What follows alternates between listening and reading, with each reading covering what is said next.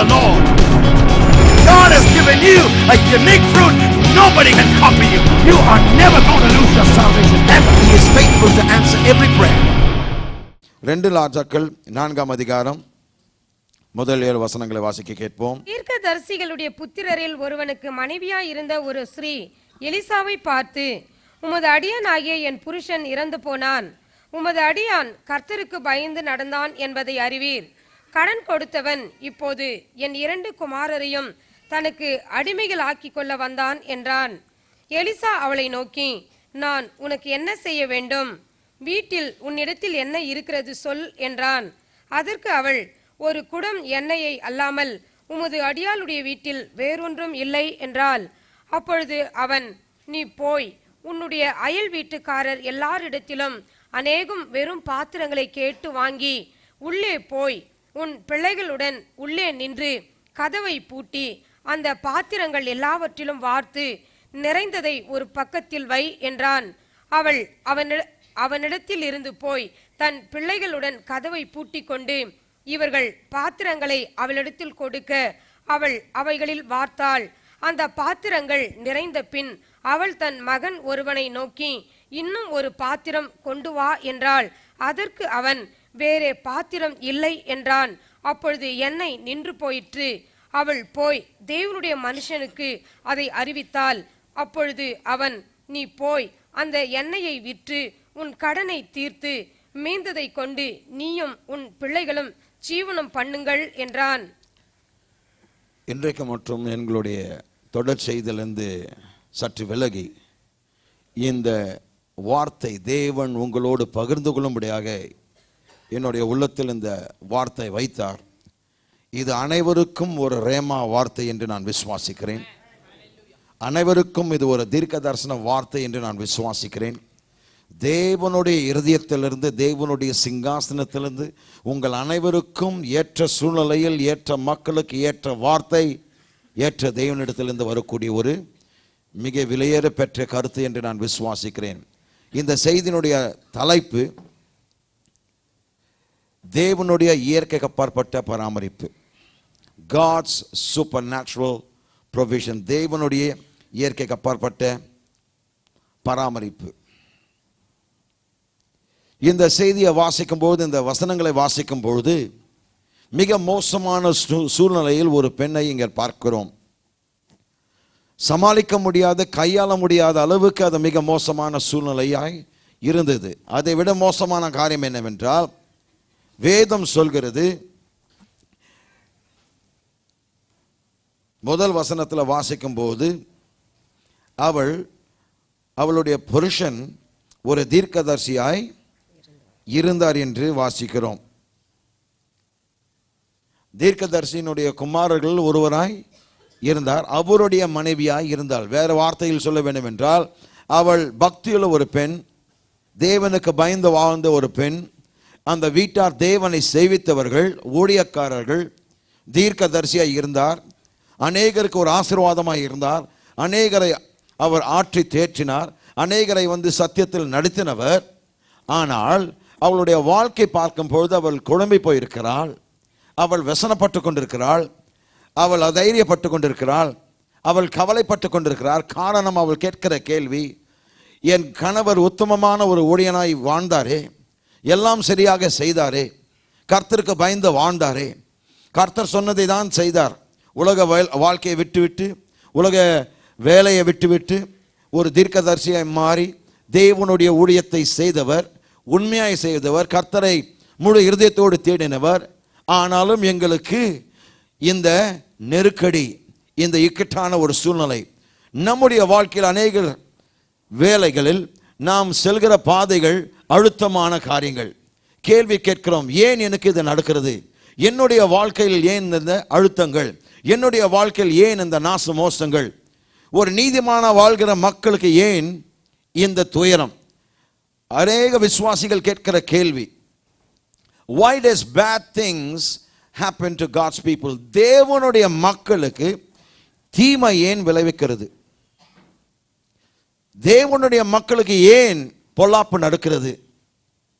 துன்மார்க்கமாய் வாழ்கிற மனுஷன், விபச்சாரத்தில் ஈடுபட்டு கொண்டிருக்கிற மனுஷன், திருடுகிறவன், கொள்ளையடிக்கிறவன், கொலை செய்கிறவன், கொலைபாதகன், இவர்களெல்லாம் நன்றாக வாழ்கிறார்களே. இவ்வளோ நாசமோசங்கள் செய்து, இவ்வளோ அக்கிரமங்கள் பண்ணி, இவ்வளோ பாவத்தில் வாழ்ந்தவர்கள், இவர்கள் எந்த விதத்தில் பாதிக்கப்படவில்லையே. ஆனால் நீதிமான் மட்டும் ஏன், பரிசுத்தமாய் வாழ்கிற நாம் ஏன் இவ்வளவு அவஸ்தைப்பட்டு கொண்டிருக்கிறோம்? ஏன் இந்த கஷ்டங்கள், ஏன் இந்த துயரங்கள்? கர்த்தர் சொல்கிறார், நாம் கடந்து செல்லக்கூடிய இந்த அழுத்தம் ஒரு மிக விலையேற பெற்ற பொக்கிஷத்தை உங்களுக்கு கொண்டு வர போகிறது. நம்முடைய பிரச்சனைகள் நிரந்தரமான பிரச்சனைகள் அல்ல. நம்முடைய சூழ்நிலைகள் நீடித்திருக்காது. இந்த சூழ்நிலையின் வழியாக கர்த்தர் இதுவரைக்கும் நீங்கள் கண்டிராத மகிமையை உங்களுடைய வாழ்க்கையில் கட்டவிழ்க்க போகிறார். Pressure is not to destroy you. Pressure is to bring out the treasure. Pressure is to bring out the treasure. அந்த பொக்கிஷத்தை வெளியே கொண்டு வருவதற்காக தான் இந்த அழுத்தங்கள். உதாரணமாக வைரம், வைரக்கலை பார்க்கும் போது எதனால் உண்டாக்கப்படுகிறது, எதனால் வருகிறது? நிலக்கரி. நிலக்கரி எப்படிங்க மாறுது? பூமியில் புதைக்கப்பட்ட மரம், மண், நிலம், இவைகள் எல்லாம் ஆயிரக்கணக்கான வருஷங்களுக்கு thousands of degree Fahrenheit அந்த அளவுக்கு வெப்பத்தை கொடுத்து அவ்வளோ அழுத்தங்கள் ஆயிரக்கணக்கான வருஷம் இந்த பூமியில புதைக்கப்பட்டு அழுத்தப்பட்டு அழுத்தத்தின் மேல் அழுத்தத்தின் மேல் வந்ததுனால பார்ப்பதற்கு மிக மோசமான கரித்துண்டா இருக்கிறது. ஆனால் சில நாட்களுக்கு பின்பாக அது விலையேற பெற்ற வைரமாய் மாறுகிறது. எல்லாரும் வாங்க முடியாதது. நான் சொல்கிறேன், the more the pressure, the more the value. He said, tell my people they are God's diamond in the making. பக்கத்தில் பார்த்து சொல்லுங்க, நீங்கள் தேவனுடைய வைரமாய் இருக்கிறீர்கள். 3 பேரை தொட்டு சொல்லுங்க, நீங்கள் தேவனுடைய வைரமாய் இருக்கிறீர்கள். தேவனுடைய வைரமாய் இருக்கிறேன். நான் தேவனுடைய வைரமாய் இருக்கிறேன். எல்லாரும் சொல்லுங்க, நல்லா சொல்லுங்க. இந்த அழுத்தங்கள், இந்த விளைவுகள், இந்த நெருக்கடிகள், இந்த இக்கட்டுகள் எதை செய்கிறது? தேவனுடைய குணாதிசயத்தை நம் மூலமாய் வெளிப்படுத்தி இந்த பிரஷரின் மூலமாக தான் உங்களுக்குள் என்ன இருக்கிறது என்பது நீங்கள் அறிந்து கொள்வீர்கள். எல்லாம் நலமாய் போகும்போது உங்களுக்குள் எந்த அளவுக்கு விலையேற பெற்ற ஆற்றல் இருக்கிறது என்று நீங்கள் அறிந்து கொள்ள முடியாது. அந்த எந்த நாளில் நீங்கள் அழுத்தப்படுகிறீர்களோ அந்த நாளில் தேவனுடைய விலையேற பெற்ற தன்மைகள், அம்சங்கள் வெளிப்படுகின்றன. ஆமென். இந்த ஸ்திரீ கேட்கிறாள், என் கணவர் எல்லாம் செய்து ஏன் நாங்கள் இந்த சூழ்நிலை இருக்கிறோம்? அவளுடைய சூழ்நிலை மிக நம்பிக்கையற்ற ஒரு சூழ்நிலையாக இருந்தது. காரணம், கடன் கொடுத்தவன் அவர்களுடைய 2 குமாரர்களை அவனுக்கு அடிமைகளாக கொண்டு போகிறான். காரணம், அவங்களால் அந்த கடன் கொடுக்க முடியவில்லை. அது நிமித்தமாக அவர்களுடைய 2 மகன்களை அவன் எடுக்க போகிறான். அதை கேள்விப்பட்ட உடனே அந்த சூழ்நிலையில், மிக மோசமான சூழ்நிலையில் தீர்க்கதரிசி எலிசா உள்ளே பிரவேசிக்கிறான். தேவன் சொல்கிறார், உங்களுடைய எல்லா நெருக்கடி, எல்லா நெருக்கமான சூழ்நிலைகளுக்குள் அபிஷேகம் பண்ணப்பட்ட ஊழியக்காரர்கள் உங்களுடைய சூழ்நிலைக்குள் அனுப்புவார்.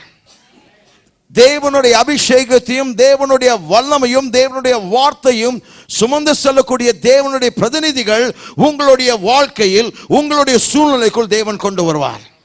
அவர்கள் வரும்போது உங்களுடைய வாழ்க்கையில் இருக்கிற எல்லா நெருக்கடிகள் மாற்றப்படும். பாருங்க, தீர்க்கதரிசி எலிசா அவள சூழ்நிலைக்குள் பிரவேசிக்கிறார், உள்ள நுழைகிறார். அவளுடைய மோசமான சூழ்நிலைக்குள் அவர் உள்ள நுழைகிறார். அவளுடைய மிக நம்பிக்கையற்ற சூழ்நிலைக்குள் அவர் வந்து உதவி செய்ய வந்திருக்கிறார். அவரை பார்த்த உடனே அவளுடைய குறைபாடுகள் ஊற்ற ஆரம்பித்தார். வெம்பி நின்றா, உள்ளுக்குள்ள வேதனைப்பட்டு கொண்டிருந்தான், கேள்வியை கேட்டுக்கொண்டிருந்தான். ஊழியக்காரனை பார்த்த உடனே கேட்கிறான், என் கணவர் என்ன தப்பு செய்தார்? ஏன் எங்களுக்கு இந்த சூழ்நிலை? நான் சொல்கிறேன், தீர்க்கதரிசனி வந்த உடனே அவள் சரியான ஒரு நபரோடு இணைந்து கொண்டாள். உங்களுடைய வாழ்க்கையில் நீ ஒரு சரியான நபரோடு இணையும் போது, உங்களுடைய வாழ்க்கையில் சரியான நபர் பக்கத்தில் நீங்கள் உட்காரும் பொழுது தேவனுடைய மகிமை உங்கள் மேல் ஊற்றப்படும். இந்த நாள் தேவனுடைய மகிமை உங்கள் மேல் ஊற்றப்படும். ஹல்லேலூயா. நீங்கள் சரியான நபரோடு இணையும் போது வித்தியாசமான வேறுபட்ட ஒரு அபிஷேகத்தை தேவன் உங்களுக்கு கொடுப்பார். உங்களுடைய நம்பிக்கையற்ற சூழலை நீங்கள் மாற்ற விரும்பினால், ஒரு திருப்புமுனை, ஒரு திருப்பத்தை நீங்கள் கொண்டு வர விரும்பினால், சரியான நபரோடு இணைந்து கொள்ளுங்கள். சரியான நபர் என்று நான் சொல்லும்போது உண்மையாய் அபிஷேகம் பண்ணப்பட்டவர், அவரோடு இணையும் போது உன்னுடைய சூழ்நிலை மாறும். எத்தனை பேர் அதற்கு ஆயத்தமா இருக்கிறீர்கள்? ஆமென். எலிசா இவளுடைய வேதனை நிறைந்த, கவலை நிறைந்த, பயம் நிறைந்த, கசப்பு நிறைந்த, கேள்வி நிறைந்த, குறை சொல்கிற ஒரு நிறைவான ஒரு வீட்டிற்குள், கடன் நிறைந்த ஒரு வீட்டிற்குள் அவர் கால் வைக்கிறார். பாருங்க, அவளுடைய 2 குமாரர்களை அந்த கடனாளிக்கு, அந்த கடன் கொடுத்தவருக்கு விற்க போகிறார்கள். மிக மோசமான ஒரு சூழ்நிலை, ஆழமான கடன் என்று சொல்லலாம். அவள் ஆழமான கடனில் இருக்கிறாள். அதாவது அவளுடைய பிள்ளைகளை மீட்க முடியாத ஒரு சூழ்நிலையில், அதற்கு எந்த விதமான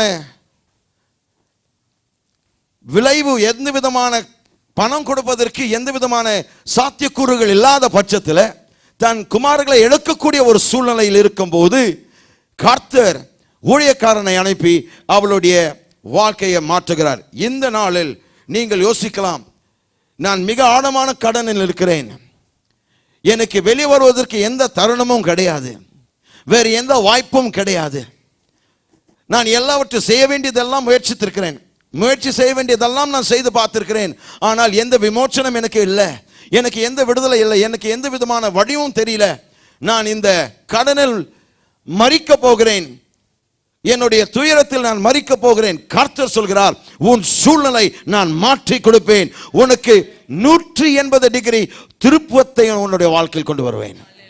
ஆமென். ஹல்லேலூயா, ஹல்லேலூயா, ஹல்லேலூயா. Glory to God. பக்கத்தில் பார்த்து சொல்லுங்க, என்னுடைய வாழ்க்கை மாற்றப்பட போகிறது. ஏனென்றால் என் தேவன் சூழ்நிலையிலிருந்து என்னை விடுதலையாக்கி, என் சந்தர்ப்பத்திலிருந்து என்னை விடுதலையாக்கி என்னுடைய முன்னேற்றத்திற்குள் என்னை கொண்டு வருவார். ஹல்லேலூயா, ஹல்லேலூயா, ஹல்லேலூயா, ஹல்லேலூயா. உங்கள் பிரச்சனை நிரந்தரம் அல்ல, உங்கள் முன்னேற்றம் நிரந்தரம். தேவன் பொய் சொல்ல ஒரு மனிதன் அல்ல, மனம் மாற ஒரு மனப்புத்திரனும் அல்ல. அவர் சொன்னதை நிச்சயமாக உங்களுடைய வாழ்க்கையில் நிறைவேற்றுவார். அவர் வார்த்தைகளை வைத்து விளையாடுகிற தேவன் அல்ல, தம் வார்த்தையை நிஜமாய் ஆக்குகிற தேவன் அவர். தம் வார்த்தைகளுடைய வாழ்க்கையில் நிறைவேற்றுகிறவராய் இருக்கிறார். அவருடைய வார்த்தை ஒரு காலமும் போயாகாது. காரணம் அவருடைய வார்த்தையே சத்தியம். ஆமென். பக்கத்தில் பார்த்து சொல்ல, என்னுடைய வாழ்க்கையில் ஒரு மிகப்பெரிய இடமாற்றம் நடக்க போகிறது. நான் இதிலிருந்து வெளிவரும்பொழுது என்னை அடையாளம் கண்டுகொள்ள முடியாத அளவுக்கு நான் மாறப்போகிறேன். ஹல்லேலூயா, ஹல்லேலூயா. நீங்கள் இருந்த வண்ணமாக இருக்க போறதில்லை. கர்த்தர் உங்களுக்காய் வழக்காடுவார், கர்த்தர் உங்களுக்காய் யுத்தம் செய்வார். யுத்தம் உங்களுடையது அல்ல, யுத்தம் கர்த்தருடையது. இந்த சூழ்நிலை மாற்றி அமைப்பார். நீர் கடந்து போகிற அந்த பாதை மாற்றுவார். ஹல்லேலூயா. தெய்வீக வல்லமை உங்களுடைய வாழ்க்கையில் கட்டவிழ்க்கப்படும். எலிசா அந்த சூழ்நிலையை 2 கேள்விகளை கேட்டு மாற்றுகிறார். முதலாவது கேள்வி 2ஆம் வசனத்தில், எலிசா அவளை நோக்கி, நான் உனக்கு என்ன செய்ய வேண்டும்? முதல் கேள்வி, நான் உனக்கு என்ன செய்ய வேண்டும். இந்த முதல் கேள்விக்கு அவள் பதில் அளிக்கவில்லை. அவர் கேட்ட முதல் கேள்விக்கு எந்த பதில் கொடுக்கவில்லை. ஏனென்றால் இந்த கேள்விக்கு மறுத்து கொடுக்கக்கூடிய நிலையில் அவள் இல்லை. காரணம், மனசோர்வு நிறைந்த மனமாய் இருக்கிறது. கவனிங்க, she is too depressed in her mind to respond to this question. தன்னுடைய மனதில் அவ்வளவாய் சோர்ந்து போயிருக்கிறதுனால இந்த கேள்விக்கு அவளால் உடனே பதில் கொடுக்க முடியவில்லை. Listen to me. There is a level of depression that will not allow you to receive the message of faith. தேவனுடைய இந்த விசுவாசத்தின் செய்தியை ஏற்றுக்கொள்ளக்கூடாத அளவுக்கு மனசோர்வனுடைய அளவு அதிகமாய் உங்களுடைய வாழ்க்கையில் இருக்கிறதுன்னு அர்த்தம். நீங்கள் பெற்றுக்கொள்ள விரும்புகிறீர்கள், ஆனால் கவனிங்க, you cannot receive what you cannot conceive. நீங்கள் புரிந்து கொள்ள முடியாததை பெற்றுக்கொள்ள முடியாது. ஆகவேதான் இந்த வேதத்தை போதிக்கிறோம். ஏன் சபைக்கு வந்து வசனங்களை கேட்கிறோம்? ஏனென்றால் தேவனுடைய சித்தத்தை புரிந்து கொள்ள ஆரம்பிக்கிறோம். நம்மை குறித்து தேவன் என்ன தம்முடைய வசனத்தில் சொல்லியிருக்கிறார், நம்முடைய வார்த்தைகளில் சொல்லியிருக்கிறார், நம்முடைய சூழ்நிலைகளை குறித்து, நம்முடைய வாழ்க்கையை குறித்து, நம்முடைய எதிர்காலத்தை குறித்து, நம்முடைய செழுமையை குறித்து, நம்முடைய வியாதியை குறித்து, நம்முடைய பிரச்சனைகளை குறித்து, நம்முடைய வெற்றியை குறித்து, நம்முடைய உயர்வை குறித்து, நம்முடைய முன்னேற்றத்தை குறித்து, நம்முடைய எல்லா சூழ்நிலைகள் குறித்து என்ன தேவன் தம்முடைய வசனங்களில் சொல்லியிருக்கிறார் என்பதை புரிந்து கொள்ளும் பொழுது நீங்கள் அந்த விசுவாசத்தினுடைய செய்தியினுடைய வெளிப்பாடு நீங்கள் பெற முடியும். Hallelujah. You cannot receive what you cannot conceive. நீங்கள் புரிந்து கொள்ளாததை பெற்றுக்கொள்ள முடியாது. பாருங்க, தன் பிள்ளைகளை விற்கக்கூடிய சூழ்நிலை இருக்கிற ஒரு ஸ்திரியை பார்த்து, ஒரு பெண்ணை பார்த்து, நான் உனக்கு என்ன செய்ய வேண்டும் என்று கேள்வி கேட்டு உடனடியாக அவள் பதில் கொடுப்பாள் என்று எதிர்பார்க்க கூடாது. காரணம், அவள் நொந்து போயிருக்கிறாள். அவளுடைய சிந்தையில் அவர் ஏற்கனவே முடிவு செய்து விட்டால். என்ன முடிவு? இதிலிருந்து வெளியே வருவதற்கு எந்த சாத்தியக்கூறு கிடையாது, எந்த தருணமும் கிடையாது, எந்த வாய்ப்பும் கிடையாது. ஆகவேதான் அந்த முதல் கேள்விக்கு அவள் பதில் கொடுக்கவில்லை. ஆகவேதான் மற்றொரு கேள்வி அவர் கேட்கிறார். 2ஆம் வசனத்தை தொடர்ந்து வாசிங்க. எலிசா அவளை நோக்கி, நான் உனக்கு என்ன செய்ய வேண்டும்? வீட்டில் உன்னிடத்தில் என்ன இருக்கிறது சொல் என்றான். அடுத்த கேள்வி என்னங்க? உன்னிடத்தில் என்ன இருக்கிறது? உன்னுடைய வீட்டில் உன்னிடத்தில் என்ன இருக்கிறது சொல் என்றான். எழுதிக்கிங்க, இந்த விதிமுறை எழுதிக்கிங்க. The anointing will enable you to discern what others can't. மற்றவர்களால் பகுத்தறிய முடியாததை அபிஷேகம் உங்களை பகுத்தறிய வைக்கும். ஆகவேதான் எத்தனை வாரங்கள் அபிஷேகத்தை குறித்து போதித்தோம். ஏனென்றால் மற்றவர்களால் புரிந்து கொள்ள முடியாததை, கிரகிக்க முடியாததை தேவன் உங்களுக்கு அபிஷேகத்தின் மூலமாய் வெளிப்படுத்துவார். ஹலோ, விளங்குதுங்க நான் சொல்றது? மற்றவர்களால் பகுத்தறிய முடியாததை நீங்கள் பகுத்தறிவீர்கள். You will discern. மற்றவர்களுக்கு தெரியாததை நீங்கள், உங்களுக்கு தெரியும், உங்களுக்கு தேவன் வெளிப்படுத்துவார். பாருங்க, அவர் கேட்கிறார், உன்னுடைய வீட்டில் என்ன இருக்கிறது என்று சொல் என்றார். உனக்கு நிதானிக்க தெரியலையே என்றார். எலிசாவை பார்த்து, உன்னுடைய வீட்டில் உங்களுக்கே என்ன இருக்குது என்று உங்களுக்கு தெரியல. நான் உங்களை பார்த்து சொல்கிறேன், உங்களுக்குள் என்ன இருக்குது உங்களுக்கு தெரியல. உங்களுக்குள் இருக்கிற இந்த விலை மதிக்க முடியாத பொக்கிஷத்தை நீங்கள் இன்னும் அறியவில்லை. அவள் சொல்கிறார், கொஞ்சம் பொறுங்க, நான் இந்த வீட்டில் வாழ்ந்து நிற்கிறேன், நீரோ இப்போதான் வந்திருக்கிற, வந்த உடனே என் வீட்டில் என்ன இருக்குது என்று சொல்ல வந்துட்டையா? ஆனால் சபையினுடைய துல்லியமான நுட்பமான பிரச்சனை இதுதான். நாம் அவ்வளோ நாள் அந்த வீட்டில் வாழ்ந்ததுனால தெய்வீக காரியங்களை சாதாரணமாய் பகுத்தறிய ஆரம்பிக்கிறோம். தெய்வீக காரியங்களை, தெய்வீக பிரசன்னத்தை சாதாரணமாய் எண்ணி விடுகிறோம். We start to discern divine things as common. அதுதான் பிரச்சனைங்க. சபையில் இருக்கிற விசுவாசிகள், ஏற்கனவே நான் விசுவாசியர்கள், 40 வருஷமா நான் விசுவாசியர்கள், புதுசா நீங்க ஏதாவது சொல்ல போறீங்களா? இல்ல நான் கேட்டறாத சத்தியத்தை நீங்க சொல்ல போறீங்களா? நான் 40 வருஷத்துல ஊறி இருக்கிறேன். அநேகர் சொல்லுகிறத நான் சொல்லுகிறேன். நீ சின்ன பையன், உனக்கு என்ன தெரியுன்றாங்க. எங்களுடைய அனுபவம் உங்களுடைய வயசுன்றாங்க.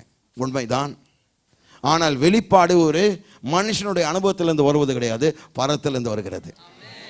ஹலோ, நான் சொல்கிறேன், ஒரு 19 வயது பையன் 99 வயது உள்ளவரை விட வெளிப்பாட்டை பெற்று உங்களுக்கு பகிர்ந்து கொள்ள முடியும். ஒரு சிறு பையன் ஆவிக்குரிய தகப்பனாய் மாற முடியும். காரணம் அவருடைய வயது பொறுத்ததல்ல, தேவனுடைய வெளிப்பாடு பொறுத்தது. தேவன் சொல்கிறார், இதை நீ எடை போட. அவர் அந்த ஸ்திரீ கேட்கிறாள், எனக்கு தெரியாது உங்களுக்கு தெரிஞ்சிச்சா? எங்களுடைய வீட்டில் என்ன இருக்குது? எனக்கு எல்லாமே தெரியும். என்னுடைய வீட்டில் ஒண்ணுமே கிடையாது என்றால், இந்த குடம் என்னை தவிர வேறு ஒன்றும் கிடையாது என்று அவள் சொல்கிறார். Listen, it's dangerous to call divine things common. ஏன் தெய்வீக காரியங்களை சாதாரணமாய் எண்ணி விடுகிறோம்? காரணம் பழக்கம். அதிகமாய் ஒருத்தரிடத்தில் பழகும்போது அவர் எப்படிப்பட்டவர், அவர் யாரா இருக்கிறார் என்பதை மறந்து விடுகிறோம். இயேசுவினுடைய வாழ்க்கை எடுத்துங்க.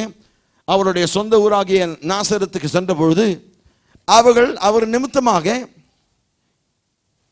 வேதனைப்பட்டார்கள், புண்படுத்தப்பட்டார்கள். காரணம், இவர் தச்சின் யோசேப்பினுடைய மகன் தானே, மரியாள் அவருடைய தாயார் தானே, அவருடைய சகோதரர் இங்கே தானே இருக்கிறாங்க.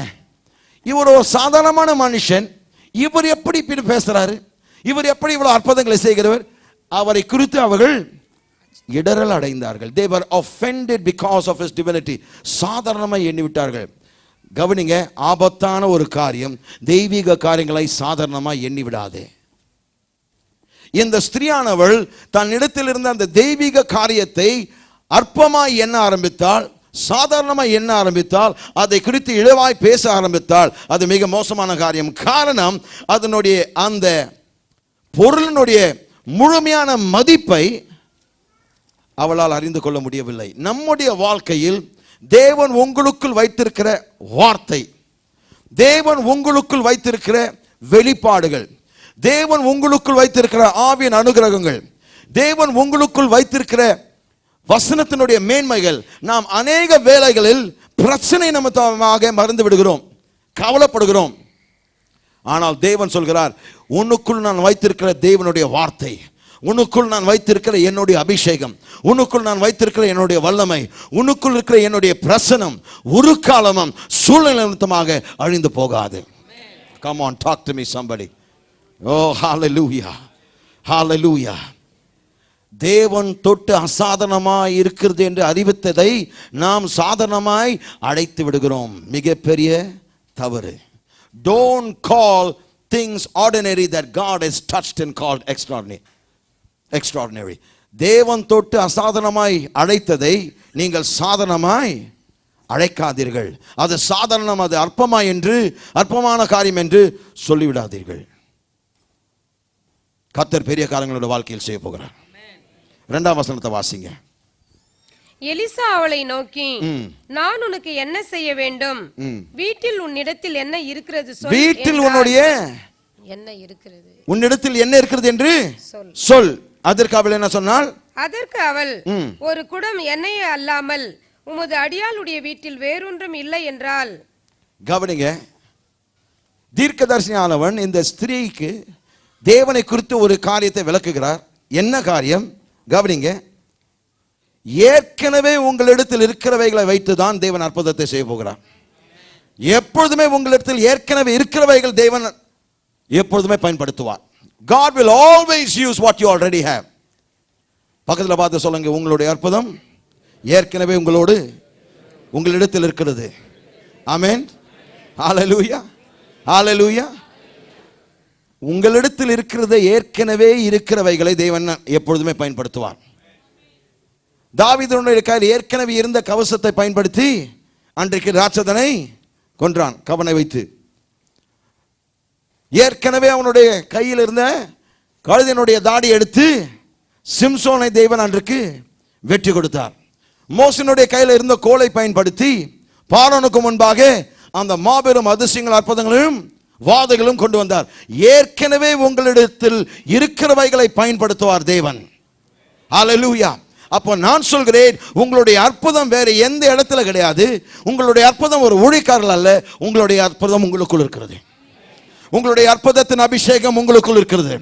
ஓ, உங்களுடைய உங்களுடைய அழைப்பின் வரம் உங்களுக்குள் இருக்கிறது. தேவனுடைய உன்னத வல்லமை உங்களுக்குள் இருக்கிறது. உங்களுடைய சூழ்நிலையை மாற்றக்கூடிய வல்லமை உங்களுக்குள் இருக்கிறதுங்க. You are not an ordinary person. நான் ஒரு சாதாரணமான மனிதன் அல்ல. ஆமென். எல்லாரும் சொல்லுங்க, நான் ஒரு சாதாரணமான மனிதன் அல்ல. நான் தேவனுடைய விசுவாசி, உன்னதமானவருடைய பிள்ளை. ஆமென். எப்பொழுதுமே உங்களிடத்தில் இருக்கிறவைகளை தேவன் பயன்படுத்துவார். உதாரணமாக, அவர் கடைக்கு சென்று இந்த 5000 பேர் போஷிப்பதற்கு ஆகாரம் வாங்கிட்டு வரல. ஏற்கனவே அவர்களிடத்தில் இருந்த 5 அப்பமும் 2 மீனும் பயன்படுத்தி 5000 பேர், 5000 புருஷர்கள், அதற்கு மேலாக ஸ்திரீகள்.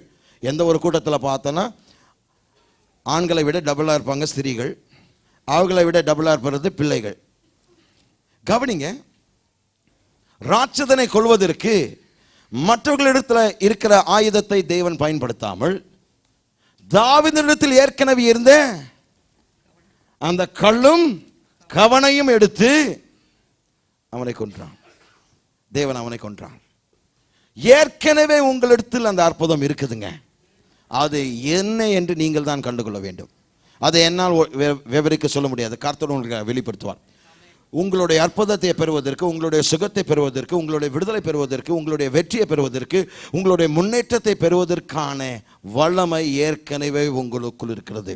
ஆராய்ந்து பாருங்கள், தேட ஆரம்பிங்கள். கர்த்தர் உங்களுக்கு அதை வெளிப்படுத்துவார். ஆமென். ஹல்லேலூயா. கவனிங்க, உங்களுடைய ஆசீர்வாதம் மற்றவர்கள் மூலமாய் வராதுங்க. மாறாக தேவன் உங்களுக்குள் என்ன வைத்திருக்கிறார் என்பதை நீங்கள் புரிந்து கொள்ளும் போதுதான் உங்களுடைய ஆசீர்வாதம் உங்களை நாடி வரும். சில பேர் சொன்ன, நான் அந்த ஊழியக்கார இடத்துல போய் ஜெபம் பண்ண என்னுடைய அற்புதம் நடக்கும், நான் இந்த ஊழியக்காரர்கிட்ட போய் ஜெபம் பண்ண இந்த அற்புதம் நடக்கும். நான் சொல்கிறேன், வார்த்தை சொல்கிறது, நீங்க மற்றவர்களுடைய வாழ்க்கையை நம்பி உன்னுடைய ஆசீர்வாதம் அல்ல, தேவன் உங்களுக்குள் என்ன வைத்திருக்கிறார் என்பதை நீங்கள் புரிந்து கொள்ளும் போது, கண்டுகொள்ளும் போது உங்களுடைய ஆசீர்வாதம் உங்கள் மேல் வரும். உங்களுக்குள் தேவன் அபிஷேகத்தை வைத்திருக்கிறார். புதிய எண்ணெயினால் உங்களை அபிஷேகித்திருக்கிறார். ஹலோ, இருக்கிறீங்களா? தேவனுடைய வல்லமை வேறு எங்கள் அங்கே உங்களுக்குள் இருக்கிறது. ஆமென். அவள் சொல்கிறார், ஒரு குடம் எண்ணெய் அல்லாமல் உமோதிய அடியாளுடைய வீட்டில் வேறொன்றும் இல்லை என்றாள். ஒரு குடம் எண்ணெய். 2 காரியங்கள், குடம் எண்ணெய். எல்லாரும் சொல்லுங்க, the oil and the jar. குடம் எண்ணெய், oil and the jar. The jar and the oil. The jar, the container, the oil, the content. 2 காரியங்கள், குடம் எண்ணெய், பாத்திரமும் அதற்கு உள்ளான பொருள், உட்கொள்ளக்கூடிய, உள்ளடக்கக்கூடிய பொருள், கான்டென்ட், உள்ள வைத்திருக்கிற பொருள். பாத்திரமும் அதற்குள்ள இருக்கிற பொருள். விலைக்கு சொன்னால் உங்களுக்கு புரிஞ்சிடும். தேவன் எப்பொழுதுமே பாத்திரமும் பொருளும் பயன்படுத்துவார். எப்பொழுதுமே God will always use containers and contents. தேவன் எப்பொழுதுமே பாத்திரமும் பொருளும் பயன்படுத்துவார். Come on. பாத்திரமும் அதற்கு உள்ள இருக்கிறவைகள், அதான் பொருள் என்று சொல்கிறேன். கான்டென்ட். கவனிக்க வேண்டும், இந்த ஸ்திரீயானவள் ஒரு குடம் எண்ணெய் தவிர என்னுடைய வீட்டில் வேற ஒன்றும் இல்லை என்று சொன்னால், வேற வார்த்தையில் சொல்ல வேண்டும் என்றால், என்னிடத்தில் பாத்திரமும் இருக்கிறது, இந்த பொருளாகிய அபிஷேகத்தின் எண்ணெய், தீர்க்கதரிசினா அபிஷேகத்தின் எண்ணெய் பயன்படுத்துவார்கள். ஸோ எனக்கு பாத்திரம் இருக்கிறது, இந்த பொருள் இருக்கிறது, இதை தவிர வேறு ஒன்றும் கிடையாது. நான் சொல்கிறேன், தேவன் எப்பொழுதுமே ஒரு பாத்திரமும் அதற்குள் இருக்கிறவைகளும் பயன்படுத்துவார். அப்போ நான் சொல்கிறேன், ஆகவே தான் இயேசு கிறிஸ்துவானவர் சீஷர்களை பார்த்து என்ன சொன்னார்? எருசலேமிலே தரித்திரு, அப்பொழுது உன்னதத்திலிருந்து உனக்கு வல்லமை நான் நிரப்புவேன். அப்போ எதற்காக காத்திருக்க சொல்றார்? எருசலேமிலே பரிசுத்த ஆவியினுடைய அபிஷேகத்திற்காக காத்திரு. கவனிக்க, அப்போ சீஷர்கள் பாத்திரம், ஆவியானவர் பொருள். உள்ளடக்கக்கூடிய, உள்ளுக்குள் வைக்கக்கூடிய இந்த பாத்திரத்திற்குள் இருக்கக்கூடிய பொருள் என்னங்க? பரிசுத்த ஆவியானவர். ஆகவேதான் வேதம் சொல்கிறது, உலகத்தை காட்டிலும் உங்களுக்குள் இருக்கிறவர். எத்தனை பேர் அதை புரிந்திருக்கிறீங்க? அப்போ எந்த ஒரு சூழ்நிலை நீங்கள் சோர்ந்து போக மாட்டீங்க. எந்த ஒரு சூழ்நிலை நீங்கள் சோர்ந்து போக மாட்டீங்க. ஏனென்றால் உலகத்தை பார்க்கலும் உங்களுக்குள் இருக்கிறவர் பெரியவர். Talk to me somebody. உலகத்தை காட்டிலும் உங்களுக்குள் இருக்கிறவர் பெரியவர். அதை நீங்கள் கண்டுகொள்ள வேண்டும். உங்களுக்குள் என்ன இருக்கிறதை சூழ்நிலையின் மூலமாக தான் நீங்கள் கண்டுகொள்ள முடியும்.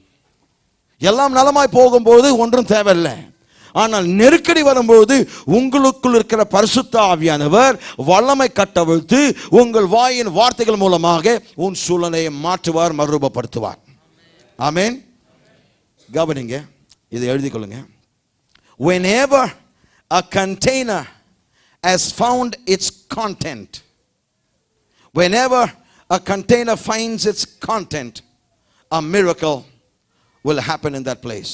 எப்பொழுதெல்லாம் ஒரு பாத்திரம் தன்னுடைய பொருளை கண்டு கொள்ளும்போது அந்த இடத்தில் அற்புதம் நடைபெறும். எழுதிக் கொள்ளுங்க.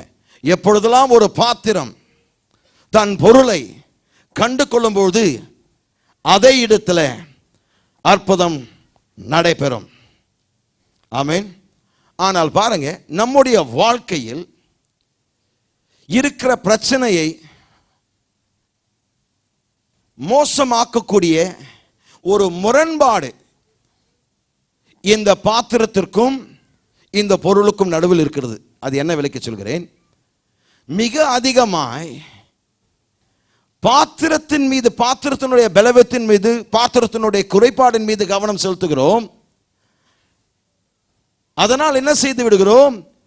இந்த பொருளினுடைய மதிப்பை நாம் பாராட்டாமல் விடுகிறோம். கவனிக்க வேண்டும். இந்த முரண்பாடு என்ன? பாத்திரத்திற்கும் பொருளுக்கும் நடுவில் இருக்கிற அந்த முரண்பாடு, அந்த குழப்பமான சூழ்நிலையில் ஏன் நம்முடைய வாழ்க்கையில் பிரச்சனையை அது அதிகப்படுத்துகிறது, மிக மோசமாக்குறது? காரணம் என்ன? நம்முடைய கவனமெல்லாம் பாத்திரத்தினுடைய பலவீனத்தின் மீது தான் இருக்கிறது ஒழிய உள்ளுக்குள் இருக்கிற பொருளின் மீது, அதன் பொருளினுடைய மதிப்பின் மீது இருப்பது கிடையாது.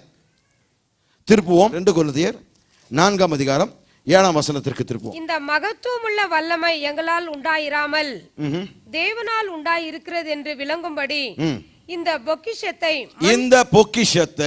மண் பாண்டங்களில் பெற்றிருக்கிறோம். மண் பாண்டங்களில், மண் பாண்டம் யாருங்க? நம்முடைய சரீரம். நாம் தான் மண் பாண்டங்கள். ஏனென்றால் மண்ணினால் உருவாக்கப்பட்டவர்கள். இந்த மண் பாண்டத்திற்குள், இந்த சாதாரணமான காரியத்திற்குள் தேவன் என்ன வைத்திருக்கிறார்? என்ன பொக்கிஷம் அது? வசனத்தினுடைய துவக்கத்தை வாசிங்க. இந்த மகத்துவமுள்ள வல்லமை, இந்த மகத்துவமுள்ள வல்லமை அல்லது அபிஷேகம், அதுதான் உங்களுக்குள் இருக்கிற பொக்கிஷம் என்று தேவன் வெளிப்படுத்துகிறார். ஹலோ, இருக்கிறீங்களா?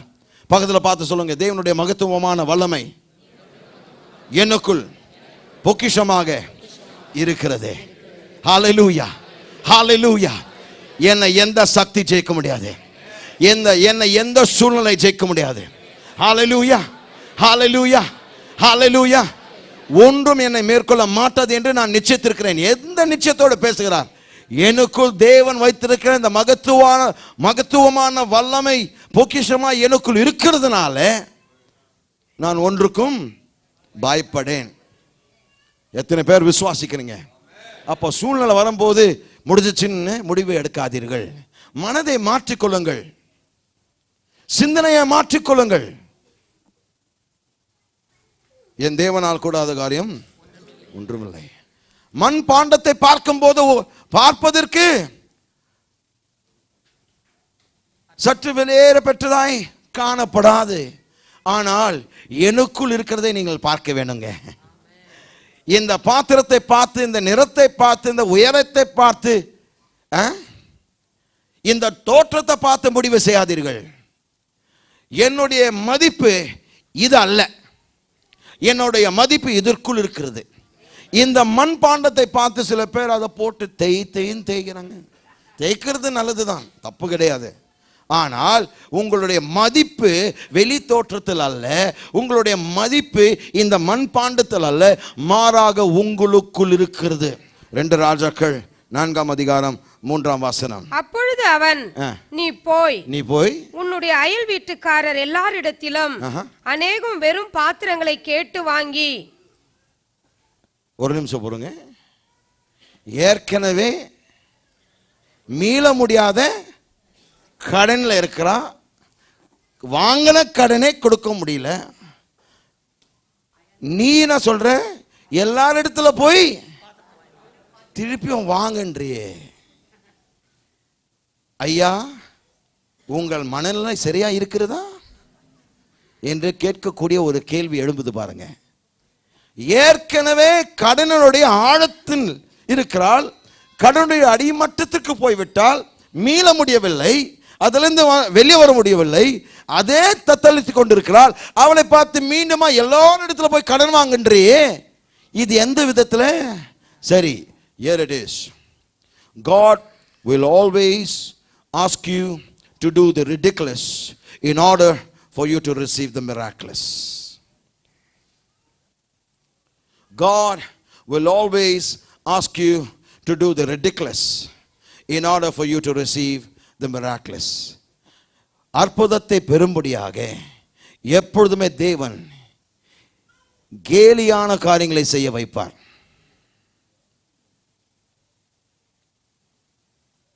அற்புதத்தை பெறுவதற்கு எப்பொழுதுமே தேவன் கேலியானவைகளை செய்ய சொல்வார். இது கேலியான ஒரு சூழ்நிலை. ஏற்கனவே கடன் இருக்கிறான், எல்லோரிடத்துல போய் எல்லா பாத்திரத்தை வாங்குன்றான்.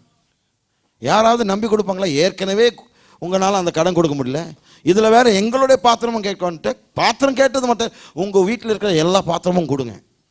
நான் உங்கள் வீட்டில் வந்து கேட்டேன், நீங்கள் கொடுப்பீங்களா? என்னதான் பாஸ்டரு, என்னதான் எங்களை நேசிக்கிற பாஸ்டரு, ஓரளவுக்கு கொடுப்பீங்க. ஆனால் நான் எழுதி கொடுத்துருவேன், ஒருத்தரை எல்லாத்தையும் கொடுக்க மாட்டேங்க. யாராவது நான் கொடுக்குறேன்னு சொல்லுங்க, இப்போ கை தூக்குங்கன்னா நான் நேரம் உங்ககிட்ட வரேன், இப்பயே மெசேஜ் அப்புறமா பார்த்துக்கலாம். பாருங்க, உண்மையும் உத்தமமான விசுவாசிகள் ஒருத்தரும் கை தூக்கல. இதுலேருந்து என்ன தெரியுது? பாஸ்டரை எவ்வளோ நேசிக்கிறீங்கன்னு. கொடுக்கவும் முடியாது. அவர் சொல்கிறார் எல்லாரிடத்துல போய், மீண்டும் இந்த வசனத்தை வாசிங்க, ஆங்கிலத்தில் ரொம்ப பிரமாதமா. from everybody, from all your neighbors, collect all the vessels. Hello, எல்லாத்தையும் வாங்கிட்டு வான்றார். எங்கெல்லாம் காலியா இருக்குதோ அந்த வாங்கிட்டு வான்றார். ஏன் அதை செய்ய சொல்றார்? ஏனென்றால் இந்த அற்புதம் ஆரம்பிக்கப்படும் போது மிக பெரியதாக இருக்க போகிறது. இந்த வழிந்தோடுதல் ஆரம்பிக்கப்படும் போது மிக அதிசயமாய் இருக்க போகிறது. இந்த பாய்ந்தோடுதலை பார்க்கும்போது இயற்கைக்கு அப்பாற்பட்ட ஒன்றாய் அமைய போகிறது. ஆகவேதான் பிசாசானவன் உங்களோடு போராடி கொண்டிருக்கிறான். ஏனென்றால் அவனுக்கு நன்றாகவே தெரியும், உங்கள் கண்கள் கண்டிராத, உங்கள் காதுகள் கேட்டிராத, உங்களுடைய மனதில் தோன்றாதவைகளை கர்த்தர் உங்களுக்கு என்று ஆயத்தமாய் வைத்திருக்கிறார். நான் கேட்கிற கேள்வி, யாருக்காவது தேவன் மட்டமானதை ஏற்பாடு செய்திருக்கிறாரா? Will God give you the second best church? Talk to me now.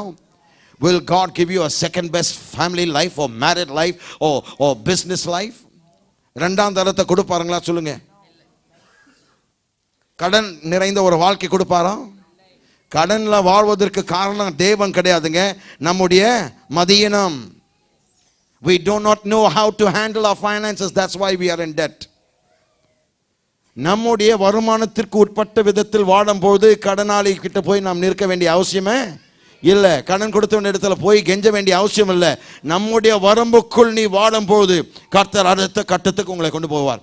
நீங்க இந்த லெவலில் மேனேஜ் பண்ணதான் அடுத்த கட்டத்தை கொடுப்பார்.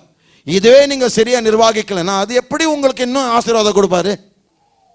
முதலாவது ஏற்கனவே இருக்கிற சம்பளத்தை சமாளிக்க கற்றுக்கொள், கையாள கற்றுக்கொள். நான் சொல்கிறேன், உயர்வு நிச்சயம். நீங்கள் அதே சம்பளத்தில் நிரந்தரமா இருக்க போகிறது இல்லை. ஒவ்வொரு வருடத்திலும் கர்த்தர் பல முறை உங்களுடைய சம்பளத்தை உயர்த்துவார். ஹலோ, இருக்கிறீங்களா? பல தடவை ஒரே ஆண்டுல கர்த்தர் உங்களை உயர்த்துவார். வருஷத்துல ஒரு முறை அல்ல, கர்த்தர் நினைத்தால் ஒரு வருஷத்துல 12 முறை ஒவ்வொரு மாதத்துல உங்களுடைய சம்பளத்தை உயர்த்த முடியும். விசுவாசிக்கிறவர்கள் ஆமென் என்று சொல்லுங்கள். ஏனென்றால் அடுத்த வருகின்ற 12 மாதங்களில் 12 உயர்வுகள் உங்களை காத்திருக்கிறது. They that believe shall receive what the Lord has for them. Good God Almighty. Amen. Amen. பாருங்க, பிசாசுக்கு தெரியும் உங்கள் கண்களுக்கு தெரியாததை, உங்கள் காது கேட்காததை, உன்னுடைய மனதில் தோன்றாதவைகளை கர்த்தர் உங்களுக்காக ஆயத்தம் பண்ணி வைத்திருக்கிறார். எப்பொழுது? கர்த்தர் இதை உலக தோற்றத்துக்கு முன்பாக உங்களுக்கு ஆயத்தம் பண்ணி வச்சிருக்கிறாங்க. நீங்க பிறந்த பிறகு, நீங்க ரட்சிக்கப்பட்ட பிறகு, நீங்கள் ஆண்டவருடைய பிள்ளை மாறின பிறகு அவர் அதை தீர்மானிக்கவில்லை. மாறாக நீங்கள் உடையான சேற்றில் இருந்த பொழுது, அவரை அறியாத பட்சத்தில், இந்த சத்தியங்களை தெரியாத வேளைகளில் கூட உலக தோற்றத்துக்கு முன்பாக தெய்வீக முன்னேற்பாடுகள் உங்களுக்காக செய்யப்பட்டிருக்கிறது. தெய்வீக முன்னேற்பாடுகள். I call it the divine providence of God. தெய்வீக முன்னேற்பாடு. அதாவது உலக தோற்றத்துக்கு முன்பாக உங்களுக்கென்று நன்மையை செய்வதற்கு தேவன் திட்டமிட்டிருக்கிறார். தேவன் உன்னுடைய வாழ்க்கை அசாதாரணமாக மாற்ற அவர் ஏற்கனவே தீர்மானம் பண்ணிவிட்டார், நிர்ணயம் பண்ணிவிட்டார். விசுவாசித்தால் அது உங்களுடைய வாழ்க்கையில் நிறைவேறும். ஆமென். ஹalleluya. Hallelujah. I came to tell you, the only reason you are going through so much of pressure is because it's bigger than you think it is. நீங்கள் நினைக்கிறத பார்க்கலும் உங்களுக்குள் தேவன் வைத்திருக்கிற நோக்கம் மிக பெரியதுங்க. ஆமென். ஆமென். Your future will never be the same. Let the world go through a crisis. Let the world go through an economy fall down. But you will stand on top because you are not controlled by the world. You are controlled by God's favor. தேவனுடைய தயவினால் நீங்கள் வாழ்கிறதுனால உலகத்தில் எவ்வளவு வேணா சீர்கேடு அமையலாம், உங்களை தொடாதுங்க. ஹalleluya. உன் பக்கத்தில் 1000 பேரும் வலது பக்கத்தில் 10000 பேரும் இருந்தாலும் உங்களை அணுகாதே. உலகத்தில் எல்லாரும் விழலாங்க, நீங்க விழ மாட்டீங்க. பண நெருக்கடிகள் விசுவாசிகள் பாதிக்கப்பட மாட்டார்கள். நான் சொல்கிறேன், பண நெருக்கடி நீங்கள் விசுவாசிகள் பாதிக்கப்பட மாட்டார்கள். ஹalleluya. நெருக்கடிகள் இந்த உலகத்தில் நிச்சயமாக வரும். இதை பார்க்கிலும் மோசமான காரியங்கள் நடக்கும். உலகத்தில் அநேக சீரமைப்புகள் நடைபெறும். ஆனால் அந்த அமைப்புகளால் நீங்கள் ஆசீர்வதிக்கப்பட போவதில்லை. நீங்கள் விசுவாசிக்கிற தேவனுடைய வார்த்தையினால் நீதிமான் பிழைப்பான். நீதிமான் தன் விசுவாசத்தினால் பிழைப்பான்.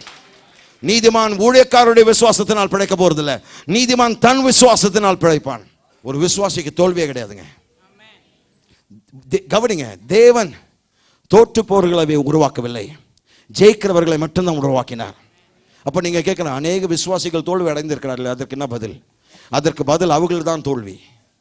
தேவன் அவர்களை தோற்று போன மக்களாய் உருவாக்கவில்லை. God never created failures. எத்தனை பேர் அதை நம்புறீங்க? God never created failures. He only created victors. ஆனால் அநேக விசுவாசிகள் தோற்று போயிருக்கிறார்கள். காரணம் என்ன? அநேக காரியங்கள். அது ஒரு வசனத்தில் சொல்லிவிட முடியாது. ஆனால் தேவன் ஒரு காலமும் ஒரு தோற்று போகிற தோல்வி அடைந்த மனுஷனை தேவன் உருவாக்கவில்லை. God never ever created a failure. He only created successes. You are a success. நீங்கள் ஒரு வெற்றி வேந்தன்.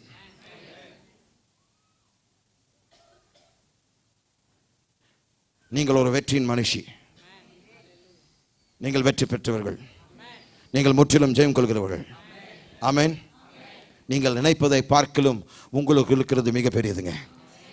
ஆகவே தான் நீங்கள் தனிப்பட்ட வாழ்க்கையில் அநேகமான பிரச்சனைகள். ஏன் பிரதர் என்னுடைய வாழ்க்கையில் அலைமேல் அலைமேல் பிரச்சனைகள் வந்து கொண்டிருக்குது, அலையலையாய் வந்து கொண்டிருக்கிறது? காரணம் என்ன?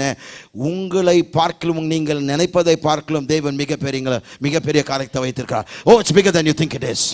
It's bigger than you think it is. 3 பேரை தொட்டு சொல்லுங்க, it's bigger than you think it is. நீ நினைப்பதை பார்க்கலாம் அது பெரியதுன்னு சொல்லுங்க. நீங்கள் நினைப்பதை பார்க்கலாம் அது பெரியது. நீங்கள் நினைப்பதை பார்க்கலாம் அது 3 பேரை தொட்டு சொல்லுங்க, நீங்கள் நினைப்பதை பார்க்கலாம் அது பெரியது. நீங்கள் நினைப்பதை பார்க்கலாம் அது பெரியது. Oh my God, it's bigger than you think it is. The fight is not about you. The fight is up because of the power of God that's inside of you. Something big is coming. And the devil doesn't want you to have it. நீங்கள் அது பெருக்கூடாது என்பதற்காக தான் இவ்வளவு பெரிய ஒரு யுத்தம் உங்களுடைய வாழ்க்கையில். மிகப்பெரிய காரியம் உங்களை நோக்கி வந்து கொண்டிருக்கிறது. மிகப்பெரிய காரியம் தேவன் உங்களுக்காக வைத்திருக்கிறார். உங்களுடைய கற்பனையுடைய எல்லையில் கூட அதை நினைத்து பார்க்கவில்லை. You have not even seen it in your wildest imagination, but it's coming to you. I said it's coming to you.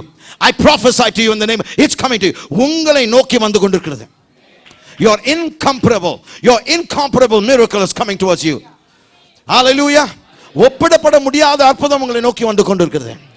Your coming attractive miracle is arriving. It's on time. Hallelujah. Hallelujah. Hallelujah. My God, I feel the Holy Ghost right now. I feel the breakthrough right now. Hallelujah. தேவன் அதிகத்தை உங்களுக்கு வைத்திருக்கிறார். தேவன் உங்களுக்கு அதிகத்தை வைத்திருக்கிறார். தேவன் உங்களுக்கு பெருக்கத்தை வைத்திருக்கிறார். Hallelujah. I believe something is about to happen this morning. இந்த கால வேளையில் உங்களுடைய வாழ்க்கையில் அசாதாரணமான ஒன்று நடக்க போகிறது என்று என்னால் உணர முடியுது. Hallelujah. Hallelujah. 3 பேரை தொட்டு சொல்லுங்க, அசாதாரணமான ஏதோ ஒன்று என்னுடைய வாழ்க்கையில் நடக்க போகிறது. 3 பேரை தொட்டு சொல்லுங்க. Touch 3 people and tell them something is about to happen. Something is about to happen. Something is about to happen. ஏதோ ஒன்று நடக்க இருக்கிறது. ஏதோ ஒன்று நடக்க இருக்கிறது. ஏதோ ஒன்று நடக்க இருக்கிறது. Hallelujah. ஒரு பாய்ந்தோடுதலுக்குள் நான் பிரவேசிக்க போகிறேன். ஒரு ஓட்டத்திற்குள் நான் பிரவேசிக்க போகிறேன். ஒரு முன்னேற்றத்திற்குள் நான் பிரவேசிக்க போகிறேன். நான் விட்டுவிட போறதில்லை. நான் சோர்ந்து போக மாட்டேன். Hallelujah. நான் கலப்படைய மாட்டேன். என்னுடைய வாழ்க்கை முடிந்து போகாது. நான் மரிக்க மாட்டேன். தேவன் எனக்காக வைத்திருக்க அனைத்தும் பெறுகிற வரைக்கும் நான் மரிப்பதில்லை. நான் மரிப்பதில்லை. தேவனுடைய முழு நோக்கத்தை நிறைவேற்றுகிற வரைக்கும் மரணம் காத்திருக்க வேண்டும். நான் தேவ நோக்கத்தை நிறைவேற்றுவேன். 4ஆம் வசனத்தை வாசிங்க. போய் உன் பிள்ளைகளுடன் உள்ளே நின்று கதவை பூட்டி. கவனிங்க, உங்களுடைய அற்புதத்திற்கென்று நீங்கள் ஆயத்தமாகும் பொழுது முதலாவது நீங்கள் செய்ய வேண்டிய காரியம் எல்லா சந்தேகத்தை வெளியேற்றி பூட்டணும். கதவை எல்லா பயத்தை வெளியேற்றி பூட்டணும். ஹலோ, எல்லா பிற்போக்கான மக்களை வெளியேற்றி கதவை பூட்டுங்க. எனக்கு நன்றாகவே தெரியும், இதை கேட்பதற்கு கொஞ்சம் காரசானமாக இருக்கலாம். ஆனால் தேவன் சொல்கிறார் கதவை பூட்டு. நான் சொல்ல, பக்கத்தில் பார்த்து சொல்லுங்க, தயவுசெய்து கதவை பூட்டு. இவள் பாருங்க, வேறு யாருடைய ஆலோசனை கேட்கவில்லை. தீர்க்கதரிசி ஆலோசனை மட்டுமே, வசனத்தை அடிப்படையில் வைத்துக்கொண்டு பிரதிநிதியாய் நின்ற தீர்க்கதரிசியை பார்த்து கேள்வி கேட்டால் அவர் சொன்னார் கதவை அடைத்து விடு. அவள் என்ன செய்தால் பார்ப்போம். 4ஆம் வசனத்தினுடைய உள்ளே போய் உன் பிள்ளைகளுடன் உள்ளே நின்று கதவை பூட்டி அந்த பாத்திரங்கள் எல்லாவற்றிலும் வார்த்து நிறைந்ததை ஒரு பக்கத்தில் வை என்றான். அவள் அவனிடத்தில் இருந்து போய் தன் பிள்ளைகளுடன் கதவை பூட்டி கொண்டு. Hallelujah. When you obey God's instruction, you will experience God's supernatural provision. தேவனுடைய கட்டளைகளையும் தேவனுடைய அறிவுரைகளையும் நீங்கள் செவி கொடுத்து கீழ்ப்படியும் போது தேவனுடைய இயற்கைக்கு அப்பாற்பட்ட பராமரிப்பை நீங்கள் அனுபவிப்பீர்கள். தேவனுடைய அறிவுரைகள் தேவனுடைய கட்டளைகளுக்கு நீங்கள் செவி கொடுக்கும் பொழுது தேவனுடைய இயற்கைக்கு அப்பாற்பட்ட பராமரிப்பை நீங்கள் பெற்றுக்கொள்ளும். When you heed God's instruction, you will experience God's provision, supernatural provision. அவர் என்ன சொன்னாருங்க? கதவை பூட்டினார். அந்த அம்மா என்ன செஞ்சாங்க? கதவை பூட்டி கொண்டு. வாசிங்க, தொடர்ந்து வாசிங்க. இவர்கள் பாத்திரங்களை அவளிடத்தில் கொடுக்க அவள் அவைகளில் வார்த்தாள்.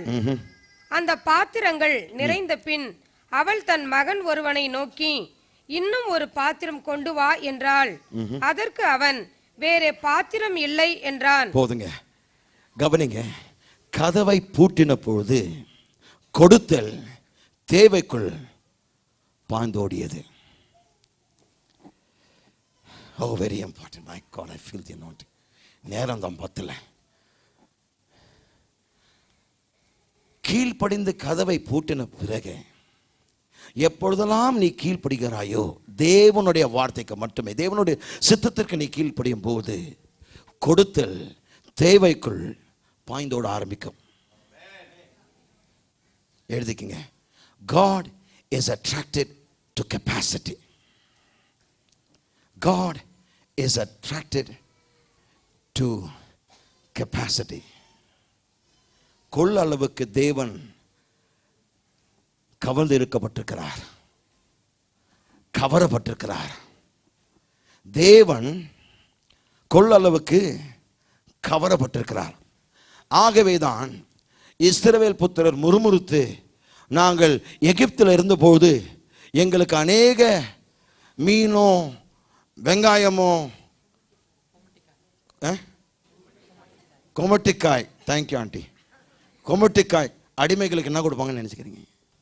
மிச்சம் மீதி இருந்ததான் அடிமைகளுக்கு கொடுப்போம் இல்லையா?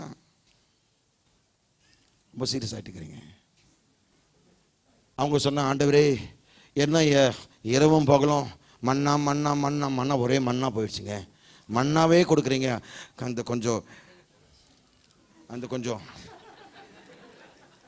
அந்த தொடை பீஸு கொஞ்சம் இழுக்கணும்.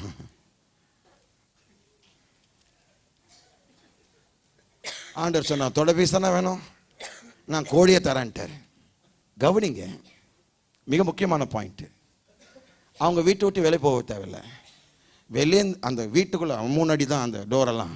ஏன்னா வனாந்தரத்தில் இருந்தாங்களா, டென்ட்டு டோரெலாம் அவ்வளோ, நம்ம 4 அடி 3 அடி உயரத்தில் கையை வச்சா காடை மாட்டிடுச்சுங்க. முழு காடைகள், ஒன்றும் இல்லை. கையை வச்சா பல வேதம் சொல்கிறது, இப்பக்கம் 1 கிலோமீட்டரு, இந்த பக்கம் மைல், 1 மைல், இந்த பக்கம் 1 மைல். பாளையத்தை சுற்றிலும் 3 அடி உயரத்திற்கு காடைகள், மன்னிக்கவும், காடைகள். கையை வச்சா எவ்வளோ வேணா நீ வெட்டி சமைக்கலாம். என்ன நினைக்கிறாங்க? இந்த எத்தனை பேர் இந்த டோர் டெலிவரி, ஹோம் டெலிவரி கேள்விப்பட்டிருக்கீங்க? இவங்க என்ன நினைச்சாங்க, இவங்கெல்லாம் புத்திசாலி, இதெல்லாம் நாங்கள் தான் கண்டுபிடிச்சோம். டோர் டெலிவரி, ஹோம் டெலிவரி அவங்க கண்டுபிடிக்கல, வெறும் காப்பி கேட்சுங்க. அவங்க காப்பி அடிச்சவங்க. தேவன் தான் ஃபர்ஸ்ட் டோர் டெலிவரி பண்ணவர். அதை பார்த்து தான் மற்ற பிசினஸ், அந்த பைபிள் எவனோ படிச்சுட்டு அடக்கடவுளே ஹோம் டெலிவரி பண்ணா ரொம்ப ஃப்ரீயா ஆயிடுமே, மக்கள் அதிகமாக கேட்பாங்களே. எங்கேருந்து? பைபிள்ல இருந்து படிச்சு எடுத்தாங்க. Home delivery, first door delivery தேவன் கொடுத்தது. என்னைக்காவது யோசிச்சு பார்த்துருக்கீங்களா? முதல் டோர் டெலிவரி பிளிப்கார்ட் கிடையாதுங்க, அமேசான் கிடையாதுங்க, ப்ளூ டாட் கிடையாது, ப்ரொஃபஷனல் கொரியர்ஸும் கிடையாது. அவங்க எல்லாம் காப்பி அடிச்சவங்க, தேவனை பார்த்து காப்பி அடிச்சவங்க. முதல் டோர் டெலிவரி தேவன் செய்தாருங்க. அதுவும் எப்படிப்பட்ட டோர் டெலிவரி? நீ எதிர்பார்த்த பார்சலை கொடுத்தார். He is a God of capacity. அவர் கொடுத்தார்னா கொள்ளளவு. ஆமென். என்னுடைய தேவன் கொள்ளளவு தேவன், கொள் திறன் உள்ளவர். I like that word better. கொள் திறன் உள்ளவர். தாவீது அரசன் சொல்கிறார், என் தலையை எண்ணெயினால் அபிஷேகம் பண்ணி என் பாத்திரம் கெப்பாசிட்டி நிரம்பி வழிகிறது. எல்லாரும் சொல்லுங்க, என் பாத்திரம் நிரம்பி வழிகிறது. ஆமென், ஆமென், ஆமென். ஒரு பையனுடைய 5 அப்பமும் 2 மீன் எடுத்து 20,000 பேரை போஷித்து அவங்க எல்லாம் சாப்பிட்டு ஏப்பம், பெரிய ஏப்பம் விட்ட பிறகு 12 கூடைகள் நிறைந்த மீதி, leftovers was 12 baskets full. God of capacity. God is attracted to capacity. வெறுமையான படகுகளை பார்த்து உன்னுடைய வலைகளை வீசென்றால் படகுகள் அமிழத்தக்க, வலைகள் கிழியத்தக்க அறுவடை மீன்கள் அவர்கள் பிடித்தார்கள். இயற்கைக்கு அப்பாற்பட்ட பராமரிப்பு பேதுருவும் மீனவர்கள் அன்றைக்கு கண்டார். Why? God is a God of capacity. இதை எழுதிக் கொள்ளுங்க. The greater the capacity, the greater the flow. அதிக திறன், அதிக ஓட்டம். மிக சுலபமா சொல்லுகிறேன். நிறுத்திடலாமா இல்லை இந்த செய்தி முடிச்சிடலாமா? 4 பேர் சொல்லிட்டு இருக்கிறாங்க. அதிக திறன், அதிக ஓட்டம், அதிக கொள்ளளவு. The greater the capacity, the greater the flow. அந்த ஓட்டம், அந்த பாய்ந்தோடுதல். பரத்திலிருந்து தேவன் மன்னாவை கொடுத்த பொழுது எப்படி கொடுத்தார் ஞாபகம் இருக்குங்களா? அவனவன் பசிக்கேற்ப மன்னாவை கொடுத்தார். எல்லாருக்கும் ஒரே விதமாய் கொடுக்கலங்க. கரெக்டுங்களா? நான் சொல்றது பைபிளை வாசிச்சு பாருங்க. மன்னாவை கொடுத்த பொழுது அவனவன் பசிக்கேற்ப தான் கொடுத்தார். எவ்வளோக்கு எவ்வளோ நீங்கள் சாப்பிட முடியுமோ அந்த அளவுக்கு கொடுத்தார். அப்படி என்றால் நீ என்னை பார்த்து பொறாமப்பட வேண்டிய அவசியம் இல்லை. ஏனென்றால் தேவன் யார் அதிகமாய் கேட்கிறார்களோ அதிகமாய் கொடுப்பார். கொஞ்சமாய் கேட்கிறவர்கள் கொஞ்சமாய் பெறுவார்கள். கொஞ்சம் பெற்ற பிறகு எம்மிடத்தில் நீ கோவப்படுகிறதுக்கு என்ன அநியாயங்க? ஏன்னா நீ கேட்காததான் நான் கேட்டு பெற்றுக்கொண்டேன். நீயும் கேட்டு நீங்கள் பெற்றிருக்கலாம். நீங்கள் ஆவிக்குரிய பக்தனா ஆயிட்டீங்க. நீங்கள் கேட்கல, நான் கேட்டேன், நான் வாங்கிட்டேன். ஆனால் என்னை குறித்து அதிகமாக போய் பேசுறது. அவர் எப்படி அப்படியெல்லாம் பண்ணலாம், அவர் எப்படி இவ்வளோ வாங்கலாம், ஏதோ ஒன்று நடக்குது எங்கேயோ. கரெக்டு, ஏதோ ஒன்று நடக்கிறது, தெய்வீக காரியம் நடக்கிறது. அதிகமாய் கேட்கிறவனிடத்தில் அதிகமாய் கொடுக்கப்படும். நான் அதிகமாய் கேட்பது என்னுடைய இச்சையை நிறைவேற்றுவதற்காக அல்ல. அதிகத்தை கொடுக்கும் போது உலகம் பார்த்து இவனால் இதை சம்பாதிக்கவே முடியாது, இது தெய்வீக ஒரு பராமரிப்பு, அவர்கள் உன்னுடைய ஆசீர்வாதத்தினுடைய அளவை பார்த்து இது தெய்வீக செயல் என்று அவர்கள் சாட்சிட வேண்டும். நான் ஏன் அதிகமாய் கேட்கிறேன் என்றால் என் தேவ நாமம் மகிமைப்படணும். என் அப்பாவை குறித்து இந்த உலகம் தெரியணும். எங்க அப்பாவை குறித்து இந்த உலகத்திற்கு தெரியணுங்க. நான் ஓட்டாண்டி ஒரு காலமா இருக்க மாட்டேன், இருக்க முடியாது. அண்ட சராசரத்தை படைத்த என் தகப்பன், பூமியும் அதனுடைய நிறைவும் என்னுடையது என்று சொன்ன என் தகப்பன் என் பெயரில் எழுதிவிட்டார். பிறகு மூன்று காரியங்களை சொல்லி நான் முடிக்கிறேன். 3 காரியங்கள். How does God give supernatural provision? இயற்கைக்கு அப்பாற்பட்ட பராமரிப்பு தேவன் எப்படி கொடுக்கிறார்? 3 காரியங்கள். Number one, write it down quickly. I want to finish. Number 1, the lesson of God's provision. தேவனுடைய பராமரிப்பின் பாடம். முதலாவது குறிப்பு, தேவனுடைய பராமரிப்பின் பாடம். 4ஆம் வசனத்தை அப்படியே வாசிங்க. போ. உள்ளே போய் உன் பிள்ளைகளுடன் உள்ளே நின்று கதவை பூட்டி அந்த பாத்திரங்கள் எல்லாவற்றிலும் வார்த்து நிறைந்ததை ஒரு பக்கத்தில் வை என்றார். வாசிங்க 5ஆம் வசனம். அவள் அவனிடத்தில் இருந்து போய் தன் பிள்ளைகளுடன் கதவை பூட்டி இவர்கள் பாத்திரங்களை அவளிடத்தில் கொடுக்க அவள் அவைகளில் வார்த்தாள்னா ஊற்றினால் அர்த்தம். என்ன செய்தாருங்க? முதல் பாடம். இந்த பெண் நமக்கு போதிக்கிற பாடம், தேவன் நமக்கு போதிக்கிற பாடம் என்ன? ஒரு சிறிய குடம் எண்ணெயை எடுத்து அத்தனை அண்டா குண்டால ஊத்தணும்னா விசுவாசம் தேவை. கரெக்டுங்களா? எவ்வளோ பெரிய குண்டாங்கனை வச்சுட்டு நான் அந்த பாட்டிலை காமிச்சேன் பார்த்தீங்களா? அந்த பாட்டில் இதை நான் ஊற்றினா நிரப்பப்படம். நீங்கள் நான் சொல்லியிருந்தா நீங்கள் யாரும் நம்ப மாட்டிருக்கேன், நானும் நம்பியிருக்க மாட்டேன். ஆனால் தேவன் சொன்ன வார்த்தை அவள் விசுவாசித்தால், திறக்காதீங்க அப்படியே கொடுங்க, ஊற்ற ஆரம்பித்தா. ஊற்றின பிறகு நிரப்பின பிறகு அந்த பாத்திரத்தை தள்ளி போட்டாங்க. எப்போதுமே நான் நிரப்பப்பட்டவன் என்று எண்ணுகிறவர்கள் கர்த்தர் தள்ளி விட்டுருவார். ஜாக்கிரதை இருந்துக்கங்க. எப்பவுமே வெறுமையான பாத்திரமா இருக்க கற்றுக்கொள்ளுங்கள். வெறுமையான பாத்திரமா இருக்கும்போது ஒவ்வொரு நாள் என்ன பண்ணும்? சுயத்தை வெறுமையாக்க வேண்டும். மாம்சிகத்தை, இச்சைகளை. அப்பொழுது தேவன் என்ன சொல்வார்? ஊற்றிக்கொண்டே இருப்பார், நிரப்பிக்கொண்டே இருப்பார். ஊற்றின பொழுது எதை நம்பி விசுவாசித்து எதை நம்பி அவர் செய்தால், அவள் ஊற்றும் பொழுது தேவன் தம் வாக்கை காப்பாற்றுவார். That's the lesson. அதுதான் பாடம். தேவனுடைய பராமரிப்பின் பாடம் என்ன? நான் தேவனுடைய வார்த்தைக்கு செவி கொடுக்கும் போது அவர் தான் செய்த வாக்கை நிறைவேற்றுவார். நிறைவேற்றினாருங்களா? அவர் சொன்னதை நிறைவேற்றினாருங்களா? ரெண்டாவது, டைம் இல்லாததுனால சுருக்கிட்டேன்.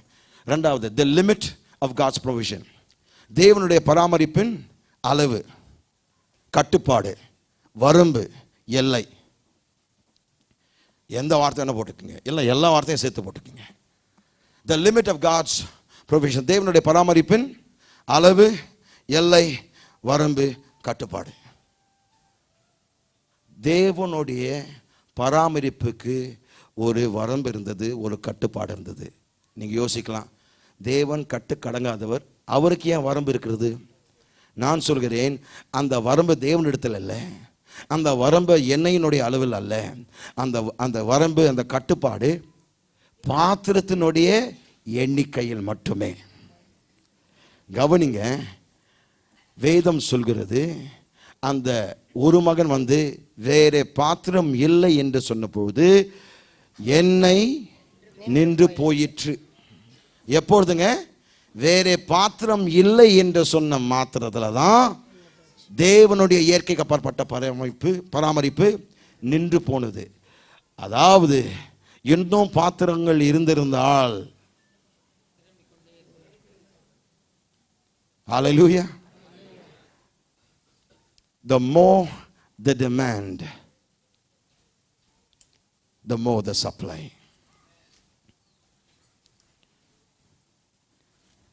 எது வரைக்கும் தேவை இருந்ததோ கொடுத்தல் இருந்தது, எது வரைக்கும் கொள்ளளவு இருந்ததோ நிரப்பப்பட்டது. My God, it's your miracle today. நான் சொல்கிறேன், நம்முடைய வாழ்க்கையில் இடம் கொள்ளாத அளவுக்கு தேவன் ஆசீர்வாதத்தை வைத்திருக்கிறார். உன்னுடைய எல்லா பண்டகசாலைகள் தேவன் நிரப்பின பிறகு கூட இன்னும் அவர் சொல்கிறார், நீ நினைக்கிறத பார்க்கலும் இந்த பாத்திரத்தில் நான் இன்னும் அதிகமாய் வைத்திருக்கிறேன், உனக்கென்று இன்னும் அதிகமான அற்புதங்களை வைத்திருக்கிறேன். நீ இதுவரைக்கும் பார்க்காத இன்னும் அதிகமான மக்கள் இந்த சபைக்கு வரப்போகிறார்கள். இதுவரைக்கும் நீர் கண்டிராத கூட்டம் வரப்போகிறது. இதுவரைக்கும் நீங்கள் கண்டிராத தெய்வம் உனக்கு வைத்திருக்கிறேன். இதுவரைக்கும் நீ கண்டிராத ஆதாரங்கள் உனக்கு நான் வைத்திருக்கிறேன். இதுவரைக்கும் நீர் பார்க்காத அபிஷேகமும் நீர் காணாத அற்புதங்களும் உனக்கென்று நான் வைத்திருக்கிறேன். ஏனென்றால் இந்த சுருதியில், இந்த துருதியில், இந்த குடத்தில், இந்த பாட்டிலில், இந்த வேற நாங்கள் அந்த வசனத்தில் குடம் தானே, இந்த குடத்தில் இருக்கிற இந்த பாட்டில் இருக்கிறத விட நான் அதிகமாக வைத்திருக்கிறேன். உன் கண்களுக்கு இது பாதி தான் இருக்கு, ஆனால் இதை ஊற்ற ஆரம்பிச்சா இன்னும் வந்துட்டே இருக்கும், ஊத்த ஊத்த இன்னும் வந்துட்டே இருக்கும். வெறுமையான பாத்திரம் அதற்கு முன்பாக இருக்கிற வரைக்கும் எண்ணெய் நிறுத்தப்படாது. As long as there is something in front of it, as long as there is emptiness in front of it, there will always be a flow coming out of it. கடைசியாக the largeness of God's provision. தேவனுடைய பராமரிப்பின் பெருக்கம், தேவனுடைய பராமரிப்பின் பெருக்கம். 7ஆம் வசனத்தை வாசிங்க, முடிச்சிடலாம். அவள் போய் தேவனுடைய மனுஷனுக்கு அதை அறிவித்தாள். அப்பொழுது அவன், நீ போய் அந்த எண்ணெயை விற்று உன் கடனை தீர்த்து மீந்ததை கொண்டு நீயும் உன் பிள்ளைகளும் ஜீவனம் பண்ணுங்கள் என்றான். ஹல்லேலூயா. கவனிங்க, அவள் ஏன் கதறி அழுதாள், ஏன் அந்த பிரச்சனை குறித்து அவ்வளவாய் व्यसனப்பட்டாள்? ஒரே ஒரு காரியம், அவளுக்கு வேண்டியதெல்லாம் என்ன தெரியுங்களா? என் பிள்ளைங்க அடிமைகளாய் போகக்கூடாதிலிருந்து காப்பாற்றப்பட வேண்டும். அவள் எதிர்பார்த்த அற்புதம், என் பிள்ளைகள் அடிமைத்தனத்திற்குள் போகக்கூடாது, அதிலிருந்து காப்பாற்றப்பட வேண்டும். ஆனால் அந்த நாளினுடைய முடிவில் அவளுடைய ஆசீர்வாதம் எப்படிப்பட்டதா இருந்தது? அந்த கடனை அடைக்கக்கூடிய போதுமான பணம் இருந்தது மட்டுமல்ல, கடன் கொடுத்தவரிடத்தில் அந்த கடனை அடைத்து விட்டு தன்னையும் தன் பிள்ளைகளையும் காப்பாற்றக்கூடிய அவளுடைய மீதியான வாழ்க்கை முழுதுமாக தேவையான பணம் அவளிடத்தில் இருந்தது. That is God's supernatural provision. தேவைக்கு அப்பாற்பட்ட தேவன் நிறைவை கொடுக்கும் போதுதான் இயற்கைக்கு அப்பாற்பட்ட பராமரிப்பு. பிலிப்பியர் 4:19 என்ன சொல்கிறதுங்க? என் தேவன் உங்கள் குறைவுகள் எல்லாம் கிறிஸ்து இயேசுவுக்குள் மகிமையில் நிறைவாக்குவார். நிறைவாக்குவார். உன்னுடைய குறைவுகள் எல்லாம் நிறைவாக்குவார். வெறும் குறைவுகளை சந்திப்பார்னு சொல்ல, குறைவை நிறைவாக்குவார். எந்த அளவுக்கு? உன் வாழ்க்கையான மீதி நாட்கள் நீ சுகபோகமாய் வாழ்வதற்கு பராமரிப்பு உண்டு. இருக்கிறீங்களா? இருக்கிறீங்களா? உன் மீதியான வாழ்க்கைக்கு தேவன் பராமரிப்பை கொடுப்பார். ஒரு நாளும் தேவனை நம்பி வெட்கப்பட்டு போன ஒரே ஒரு மனுஷனும் பிறக்கலங்க. No, never.